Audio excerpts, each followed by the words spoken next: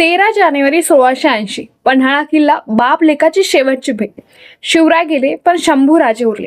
वेदना, जबाबदारी आणि स्वराज्याचं ओझं खांद्यावर घेऊन आबासाहेबांचं नाव जपत शंभूराजांनी आयुष्य झोकून दिलं. स्वतःसाठी नाही, मातीसाठी, भाषेसाठी आणि स्वराज्यासाठी. आज 350 वर्षानंतर शत्रू बदलला आहे, पण लढा तोच आहे. आज तलवारी नाहीत, करार आहेत. आज किल्ले नाहीत, टावर्स आहेत. आज हल्ले नाहीत, पण हळूहळू होणारी पिळवणूक आहे. मुंबईत बाहेरचं वर्चस्व, स्थानिक मराठी माणसाची गळचेपी, नोकऱ्यांमध्ये दुर्लक्ष, भाषेची हेटाळणी आणि सगळ्यात महत्त्वाचं आपली जमीन. राज ठाकरे परवाच्या भाषणात बोलले होते, हिरे मोती सोनं सगळं असूनही रिअल इस्टेट कशाला म्हणतात, तर ते आहे जमीन, खरी संपत्ती. ज्याची जमीन त्याची ओळख, ज्याची भाषा तोच मालक.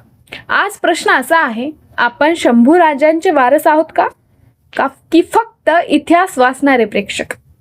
15 जानेवारीला निवडणूक आहे. हा फक्त मतदानाचा दिवस नाही, हा आपल्या अस्तित्वाचा निर्णय आहे. आज इतिहास आठवतोय कारण वर्तमान इशारा देते.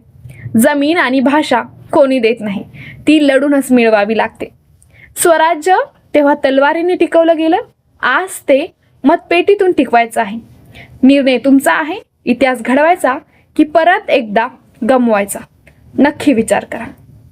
एकजूट व्हा, एकमताने आपलं वर्चस्व परत एकदा आपल्या हातात येऊ द्या.